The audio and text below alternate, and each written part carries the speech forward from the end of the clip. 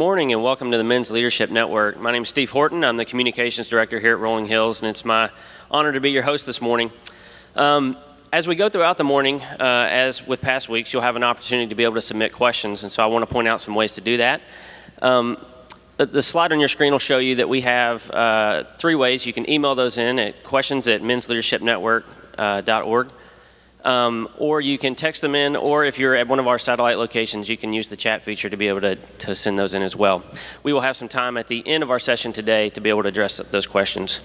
Our guest for this morning really needs no introduction. He's been a staple of leadership here in the Nashville community for over a decade. But I'm going to take a few minutes to touch on some of the highlights of his career. Marty Dickens began his career with AT&T in New York in 1969. He held a number of positions in the company, in the Comptroller's Office, Public Affairs, and Regulatory Departments, prior to joining Bell South International in 1992. As the Executive Vice President of Bell South International, Marty was a member of the senior lead team responsible for overseeing management and growth in Bell South in their foreign operations.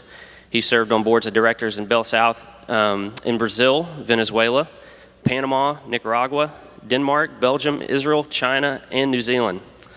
Marty retired in October of 2007 as he was sitting as the president of AT&T Tennessee. But as you'll see, retirement means different things to different people, and Marty was not interested in propping his feet up at a golf course in Florida.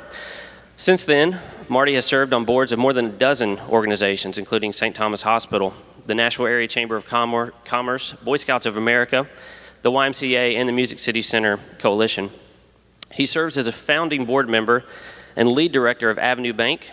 He is chairman of the board of trustees for Belmont University, and he serves on the board of Genesco and Blue Cross Blue Shield Tennessee. As we dive into today's topic of maintaining a healthy work-life balance, I see it only fitting to end with something that Marty would tell you is his most important role in life.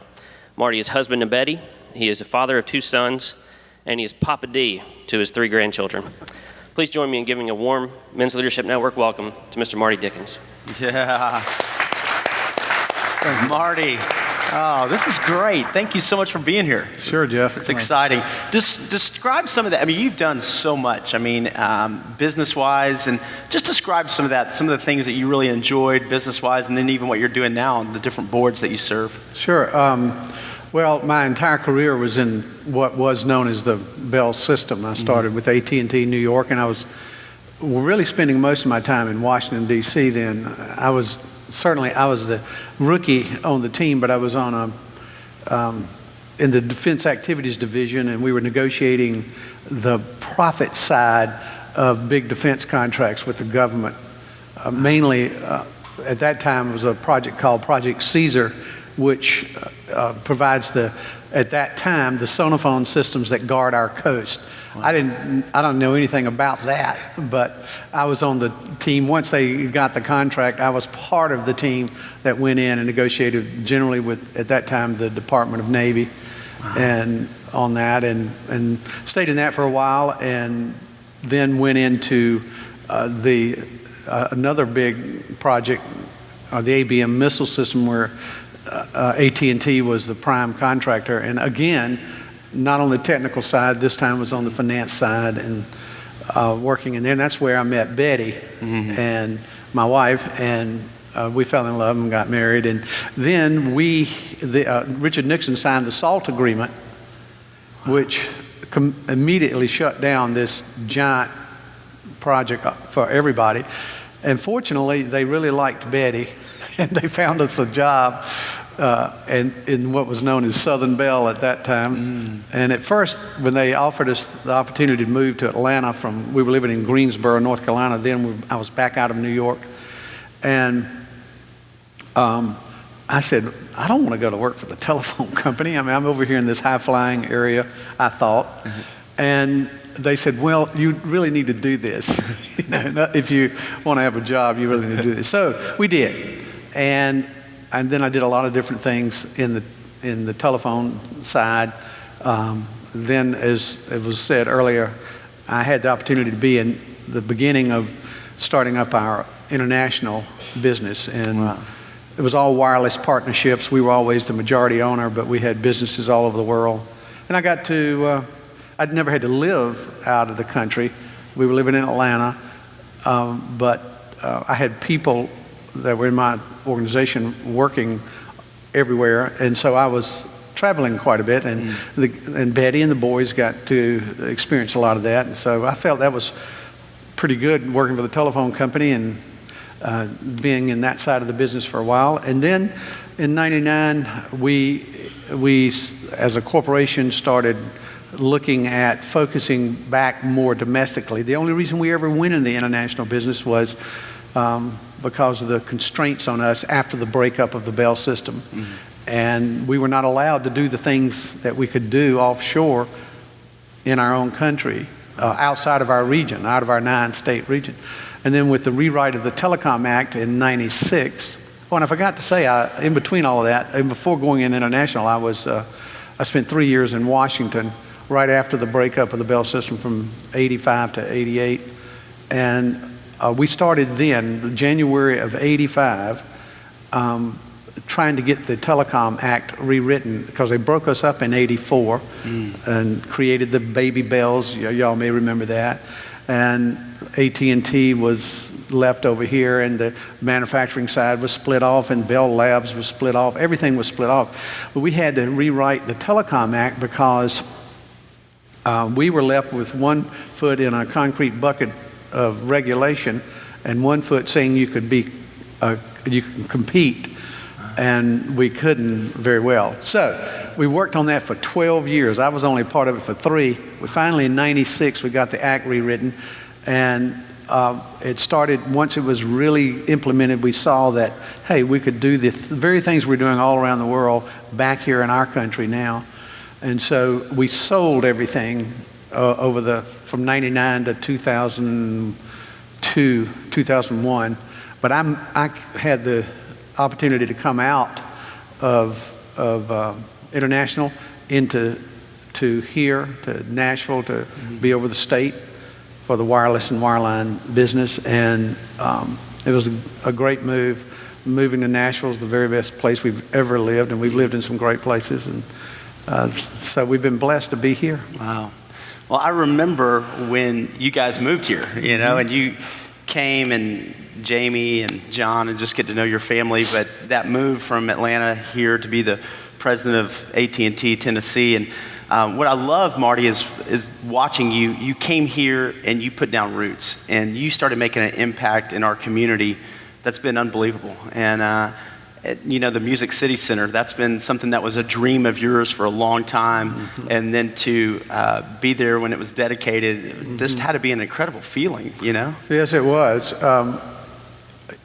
We started working on that. We pulled together the first group in 2003 on the concept, and it took until 2010 to get started, finally get it approved and get started. And someone that everyone here knows was instrumental in making that happen. Our good friend Larry Adama, my very close friend Larry Adama. We needed a project manager. I was again, this is another time where I'm in a leadership role, but I don't know anything about how to do it, how to do all the work. But we needed someone who did. And we reached out, and Larry was available, and he came. And the Music City Center, for those that have seen it, Larry was over the entire project as the project manager. And of course, we had a great working relationship. A kid, Larry, it's not necessarily kidding actually, he would call me and he'll say, "This is what you decided today," or, "You signed this today." And I'd say, "Thank you, Larry, I'm glad to hear that." But hey, I trusted him completely, and we, on a $585 million project, we finished on time and under budget. Wow, that's that's amazing. Now we have this great convention center, this new convention center. It's been a part of putting Nashville even more on the map. Yeah. It's a desired destination location. This weekend, Masters Weekend, we will have over 70,000 people from NRA here. And when we first booked it, they were estimating that it would be somewhere 45 to 50,000.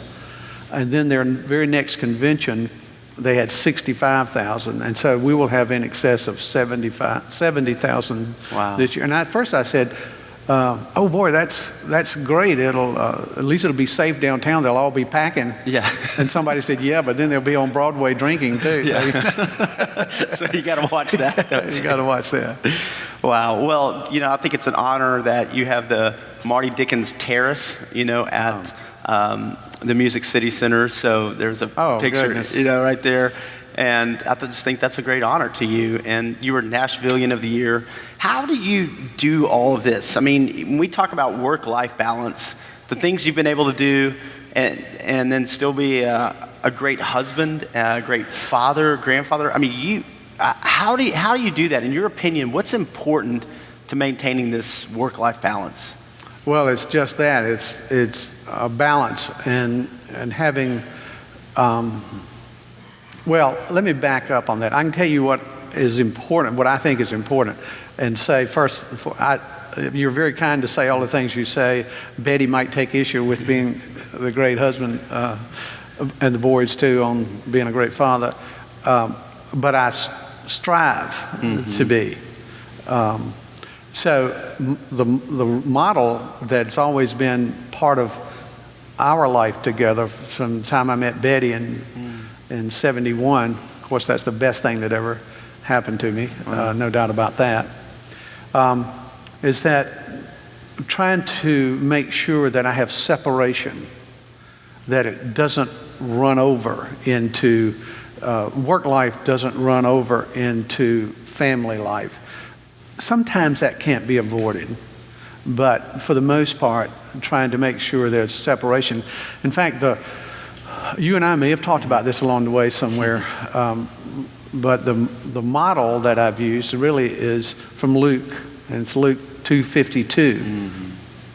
It's the last time we hear of Jesus. He's about, as a child, he's about 12 years old, and his parents realize when they're going home that he's not in a minivan, and they have to turn around and go back to Jerusalem. They find him with the elders, and the very last verse of Luke is Jesus grew in wisdom and stature and in favor with God and man.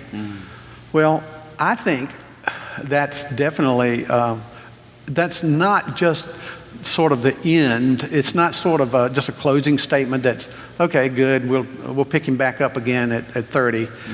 I think that was the model of his life here. I mean, I like to believe it was the model that he used, and that it's a real message. Just like every time we dig into the Bible, no matter how many times we've looked at it, it reveals something else or something additional.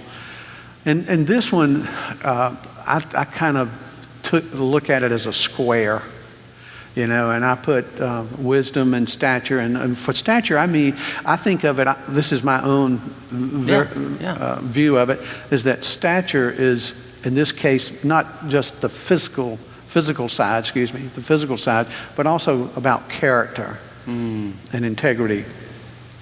And of course, wisdom is about, it's not just education, it's about seeking the wisdom that only God can provide and leading your life, but having balance in that. And then it's God and man.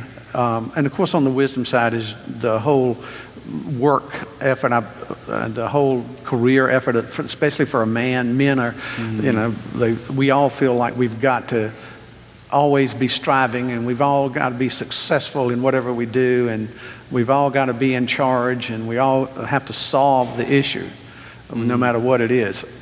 I know I do. And so you have your wisdom and work and education and knowledge, and you have your stature of taking care of your body and yourself, and also making sure that you strive to be a person known for your character.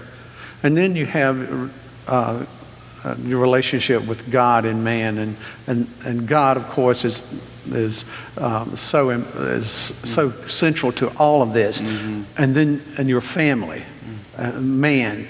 I think that's not just relationships like you and I are brothers in Christ and we love each other, but your family is first after God, and And so making sure that you have, I look at it as keeping it a square.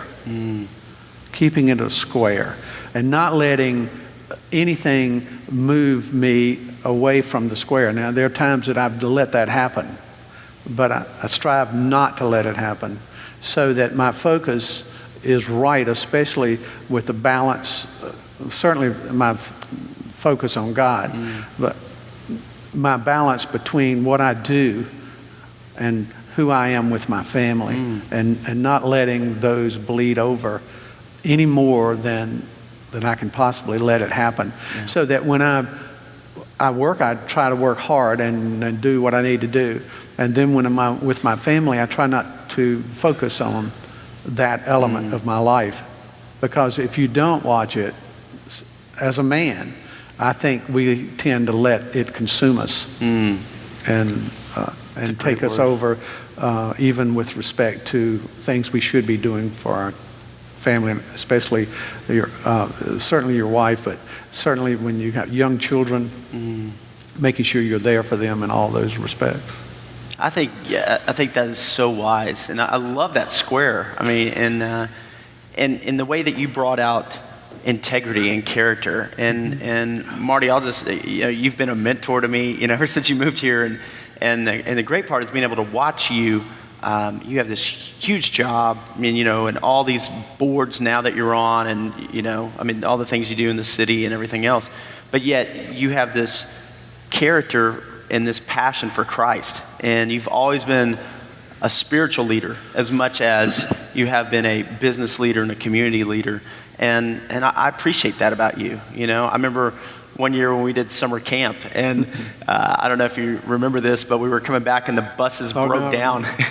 And it's 110 degrees, and I look out there and you're pulling suitcases off and wringing wet with sweat. And I thought, there's the president of AT&T out there, and the model that is for those younger kids to say, it's about serving, it's about giving back, it's about making a difference in the others. And I've always appreciated that about you. So, well, you're very kind. Thanks for talking about that.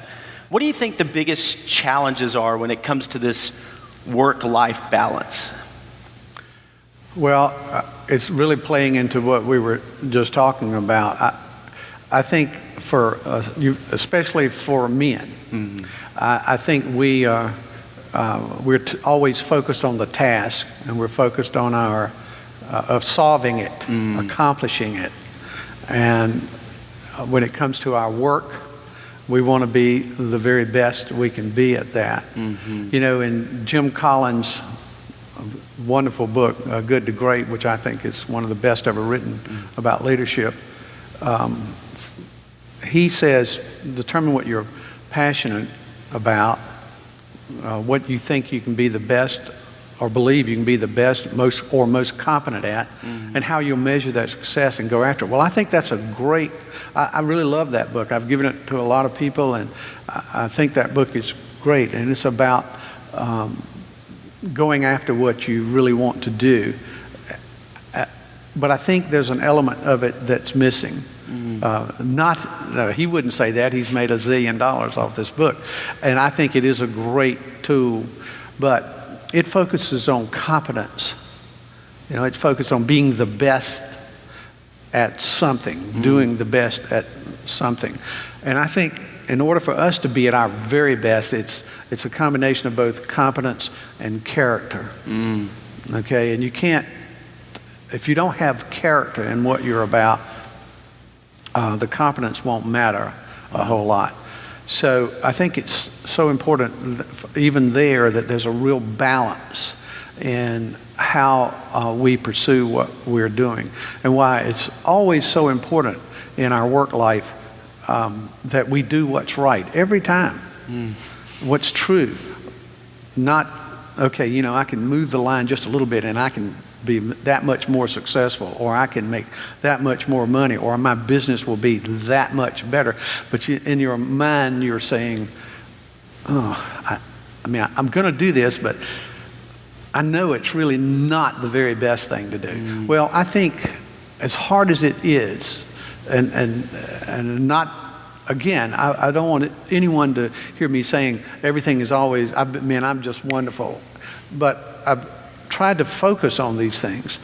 And so when you focus on how important character is as with respect to, in comparison to and alongside of competence, I think character starts driving everything about you.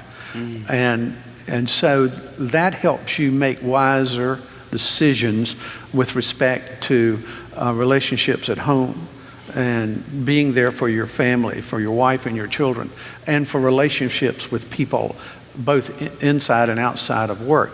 You know, Winston Churchill said a long time ago, he said so many great things, but he said character is the first of all, or the first or foundation of all human qualities, because it's the one that underpins everything else. And it's not something that we are born with, but we have to strive for every day. Wow. As on character. And so I really believe that statement. You know, we can go to school or we can work in a place and learn everything about that job and or whatever it is we're a part of. And we can really become an expert in that. But if we don't bring character, integrity and truth to that, then this won't be really good at the end, or even along the way in many cases. That's powerful. How, you worked in AT&T, and so obviously technology has had a huge impact on business and on the way we live life today. How has technology impacted, do you think, that work-life balance in positive ways and in maybe negative ways? Well, the digitization of the world, driven by communications and all the aspects that touch that, it's been both a blessing and a curse. Just like the iPad or our iPhones, we are constantly, 100% of the time, in contact with everybody else in the world, if we want to be. And it provides while it's a wonderful place to be from a technology standpoint in so many respects, it is also a tough place to be, especially if we're not wise about it. And if we're not careful, since we have it at our touch, right in front of us, we don't put it down. We don't separate it. We bring our work home. We bring it to dinner at the restaurant because I've got to do this. This is an important question. Well, if you back up a little bit and think about, we didn't have this stuff not too long ago. I mean, I'm very glad we have it. Oh yeah. Okay, and I sometimes abuse it myself, and so I'm glad we have it. But if we don't watch it, it just consumes us. And again, from men are worse than women in most cases.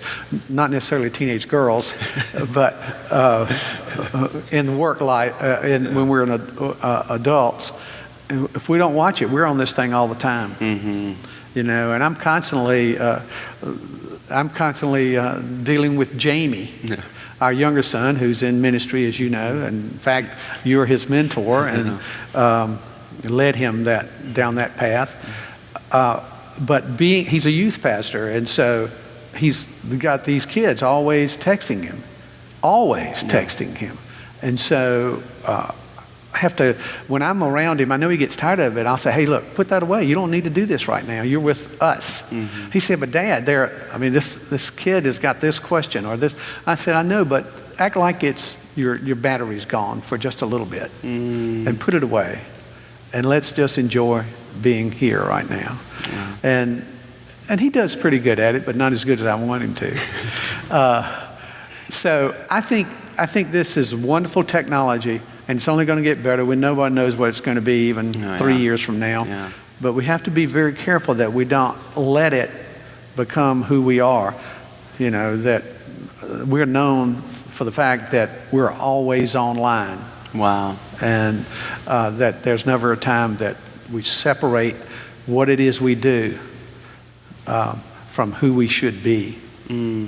That's a strong statement. We don't let it become who we are. Right. And, I had lunch with a guy yesterday, and I mean, he's been through some great things, but, his business is blowing up. And he said, I just had to get to the point, Jeff, we were talking about marriage. He said, I had to get to the point where I just left my computer at work. I couldn't bring it home, because what I found was, even during dinner, he goes, my whole mindset's there. And I think, as you were talking about that, this whole idea of being present, of being present at work and doing a great job, and you were so successful, you still are so successful in so many ways, and yet being present at home. And, you have a great marriage, you have great kids, because you were present, you were intentional.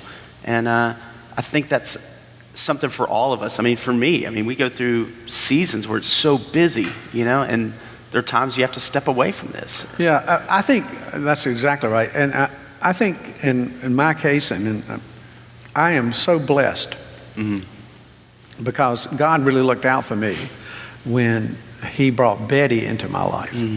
And you know her well. I know. She's and amazing. she is a rock. And she's always been there for me, but she provides that balance. She's always been tremendously supportive of what I was doing career-wise or interest-wise from a business perspective, and always been supportive, and always there, though, as this great mom and wife, but great mom for our boys. And she's so founded, she's so based that she's been so good for me along the way when I was maybe thinking better of myself than I should, and or more of myself than I should, and I was all that, and she would always bring me back to earth, and so having that partnership is extremely important. If it's going to be in your life, if that's the way your life goes, and you marry, having that great solid partner who's there for you but helps you stay grounded too. That's important. And you have to work on that marriage. Yeah. It's not like you just go, I get married, check, now I go do my career. You have to spend time and work. And I know, just watching your life, you would take trips with Betty, you would take family vacations. Those were priorities for you, and important times of being with the kids. And so I think when you talk about this work-life balance, it is being intentional at work, but also being intentional at home. And, if you're going to have that kind of growing marriage. Absolutely. Well, our boys now John will be 38 in a couple of weeks, and Jamie's 32. He'll be 33 in August. And they're grown, they're married, and they each have children. John has 2, and Jamie has 1 with another one due in August. And it's, I think you really have to claim with children. You have to claim early in life when the Bible tells you that bring up a child in the way he should go, and when he's old, he will not depart from it. Now with John, I didn't know how old he was going to have to get, but Jamie's always been a little more focused on that. And I say that if John were listening, he'd laugh too. John is a good man. And our boys, because of their great mom, they're active in their faith. They're both at the same church. I love that. And in Atlanta, they live a block apart. In Atlanta, so the boys are close, and fortunately the girls like each other. That's great. And so the kids are growing up together. But Betty and I we drove back yesterday from Atlanta, and we've reflected on the fact that all those times when sometimes it may have been tough making a decision relative to raising the boys, saying no on something, that we were not popular. Actually, we were glad we did, even the boys have, in recent years, have said, I'm glad you did what you did, or didn't let us do what we wanted to do. Wow. And that sort of thing. And I think being there and being a part of that, it's one thing if you can say no over and over. But if you're not really involved in their life, it doesn't have the same meaning or the same impact. Because they've got to be the times where you're really involved and active in their life all along the way, so that when you do say no, they may not like you at that moment, but they're going to love you over the long term. That's a great word. It's a great word. You know, as you think about this, Marty, I know that there were probably seasons for you when you were super busy at work. I mean, you know, whether it's Music City Center or AT&T or all the things that, you know, how did you handle those extreme busy seasons and yet still maintain some balance? The most busy season were from 92 to 99, when we were building Bell South International, and I was gone a lot then. We were literally all over the world with businesses. We were in 11 countries in Central and South America. We were all over Western Europe, and not all over Western Europe, over a good part of Western Europe. We were in Israel, we were in India, we were in Singapore and Australia and New Zealand and China, and so we were just everywhere. And so I was on the road. I was on the boards of a lot of those businesses, and I had people in all those businesses, and so I was traveling a lot. Again, Betty was so solid in helping have that balance there. But what I tried to do was, since I had the good fortune of not having to live out of the country, I tried to balance my travel so that I would leave late on a Sunday or leave. I didn't travel all the time, maybe 2 weeks a month, but I was gone. And so I would try to travel and get back. I would purposely try to get back before the end of the week or by Thursday and be home for the weekend, and make sure if the kids were involved in sports that I was there for the game. And then also going the extra mile to make sure they get to go with you on times. And so that was a real challenge during that period. John was in high school. Jamie was coming along, and so we had to work hard at it. It was probably harder on Betty than me. I mean, I got to get on a plane and fly somewhere and do something, go to an exciting place, and she was there. I shouldn't say probably. It was definitely harder on Betty, and so making sure that I was there every chance I could, every moment I could be, and that I focused on that. I never, much as I love to play golf, I seldom played while I was in international. I never played on the weekends, because the weekends were when I would be home, and so I made that choice because it was important to be there for the boys and for Betty. That's huge. I'm so glad you said that, because I think that's exactly right. You have to choose, you know, and you have to be intentional, because there are seasons. I mean, when things are really busy at work, and there's seasons where things are busy at home, but just being intentional on what you decide, you know. And I think it's a misnomer to say there's a work-life balance, because I don't know if you ever get that balance. That's right. But there is different seasons, right. And, you know, how do you manage those seasons? And I think you're so wise in that. And yeah, I mean, to give up, you know, 5 hours on a weekend after you've been traveling all week to play golf, you know, you're like, okay, I can take a break from that and pour into my family, because I need to be intentional and be present. So that's right. Great. I think we have a couple of questions that have come in. Okay. Yes, we've had several come in. The first one would be, what is a man supposed to do when he makes a mistake in life that is substantial, morally or financially or legally? He still needs to provide for his family. He still needs purpose. What do you think a man should do to be restored in the community? Well, you know, the thing about that is everybody makes mistakes.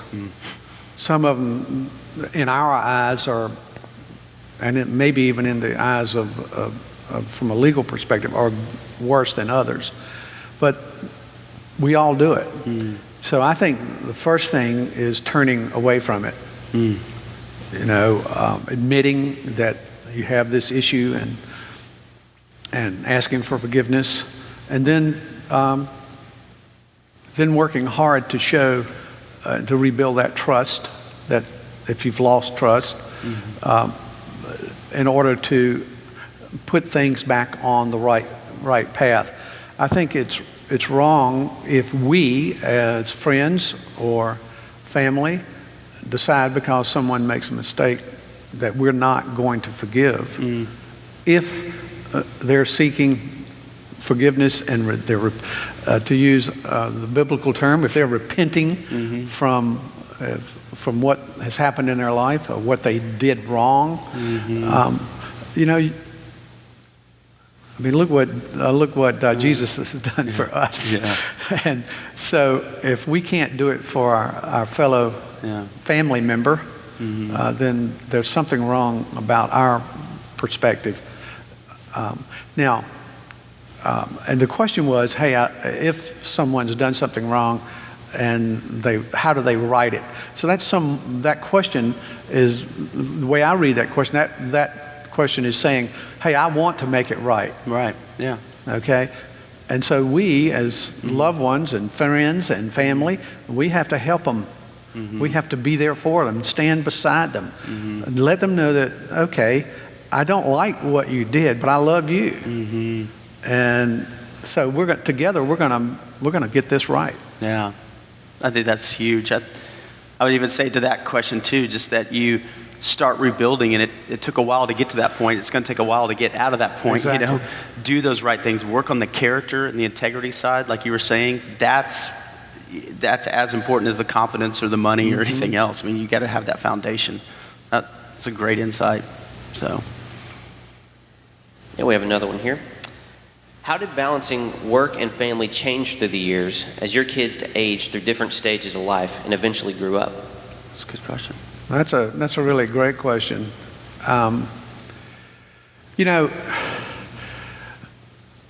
don't actually.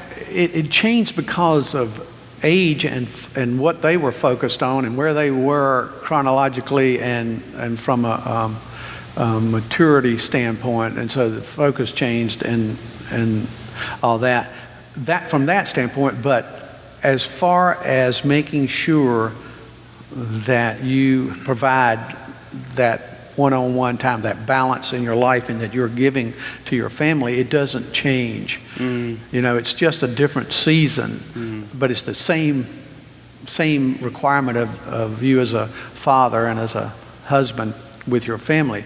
And today, with both boys, they're grown, they're out of college, they're working, they have their careers.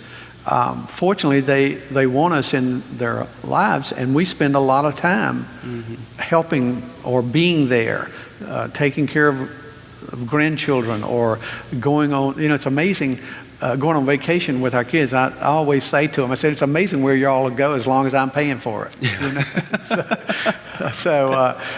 But making sure that you're involved, always involved, that you don't decide, well, they don't need me right now.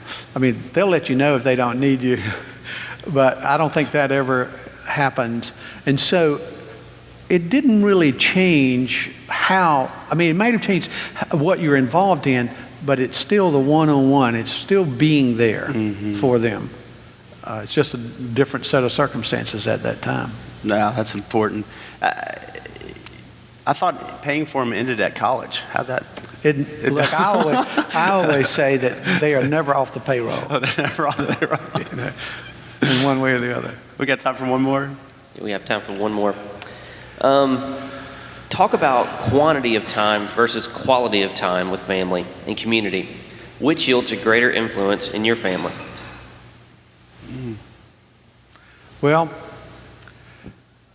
the thing about that, I think we tend to use that sometimes as a crutch or a way to justify not spending quantity of time. Because quality, it can be defined differently by the giver and the receiver, the purchaser and the seller. And in family relationship, I don't think, I think it has to be, it's not either or, it's both.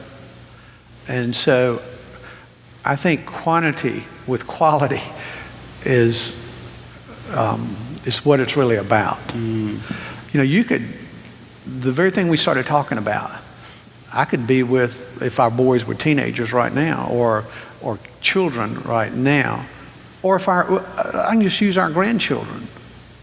If I was with our grandchild all day long, but the whole time I was on my iPad or my iPhone and texting or answering emails, that's not quality. You got great quantity, but no quality. And so I don't think we should use, I think we should look at it, it's going to be both quantity and quality. I'm going to be there as much as I can be there, and when I'm there, I'm going to be focused on them. Our eyes are going to meet, and I'm going to be involved in their life, so that they, when they are older, they're going to say, you know, my dad or my granddad was there for me. That's awesome. That is, I think that's spot on. You know, as I listen to you, Marty, I mean, this whole thing comes back to you set priorities. You know, when you were in your career, you set priorities, and that family and God, I mean, that's going to be priorities. And, you know, because work is always going to demand more time. I mean, they're going to take as much as they can get, right? And then you set boundaries, you know, on what you would do and where you would go. And I think that's so important for all of us. And just that you were intentional. And I think for all of us, a lot of people just in our careers, and, you know, many people are successful in doing things, but if we're not intentional with God first, you know, and our family second, and then work, then work will consume us. And you know, I got some great advice when I went to, if I might share this, I went to Washington in January of '85, and I was working. We had to create the Bell South office in Washington before divestiture or the breakup of the Bell system. AT&T, which owned everything, did all the work in Washington, all the federal legislation and lobbying work for both Congress and the administration, and dealing with the Federal Communications Commission, which deals with telecom businesses. And, you know, I was excited about this opportunity. I was part of creating this office there, and had an opportunity to work with a guy that was considered the dean of telecommunications lobbyists. He was from Mississippi, had risen to the top of the pile in AT&T, doing that. And at the breakup of the company, he wanted to get back into what went from Southern Bell and South Central to Bell South. He wanted to be a part of that. And so he was hired away, and he was over all of our Washington office. And I don't know, after maybe I'd been there 3 months, maybe a little longer, he came into my office one day, and he's just this great guy. He still is this great guy. And he came in, he sat down, and he was asking me about certain things I was involved with certain committees on the Hill in both the House and the Senate, but my major focus was the administration, which was when Ronald Reagan was president, so that was a great time to be working with the administration. And I was telling him all this stuff I was doing, and that tonight, you know, in Washington, you could work 24 hours a day. Oh, yeah. There's always something. So I was telling him all this stuff I was doing. He was sitting there listening. He said, well, that all sounds good. He said, but I want to give you some advice. And I kind of smiled, said, okay. And he said, this job is not the end. The end is your wife, Betty, and your 2 little boys. And he said, so this job is a means to that end, and I don't want you to ever forget that. You make sure that you're taking care of your family always first. Now, this is the guy that's over all of this stuff, and one of the most I was not an officer of the corporation at that time, and he was a senior officer, and to hear someone like that, it had a significant impact. I thought I was impressing him with all I was doing. He was not impressed with all of my activity if it was taking away from my family. Wow, that's strong. That's strong. Well, Marty, thank you for being here. I really appreciate it. Can I pray for us? Let's Absolutely. pray right now. Father, thank you for this morning, God, and for just truth. And God, I thank you for Marty and living his life in a way to bring honor to you and glory to you. And thank you for his family. I pray a blessing on his family today, God, that you just continue to use them in a mighty way, Father. And God, I pray that we would be men after your heart, that we would be godly husbands and fathers, that we would do well in what you've called us to do, but that our priorities would be set on you and our family and then our career. And so, God, we love you and we dedicate our lives to you. In the name of Jesus, we pray. Amen. Amen. Thanks. Thank you. Well, thank you all for being here this morning as we all strive to be better leaders, both at home and in our communities. I want to invite you back next week as we have special guest, Kim Anderson, excuse me. She is a counselor and life coach at Anderson Consulting, and she'll be speaking on the topic of how to have a great marriage. This will be our final men's leadership breakfast of the season, so you want to make sure to mark your calendars for that. Look forward to seeing you all next week.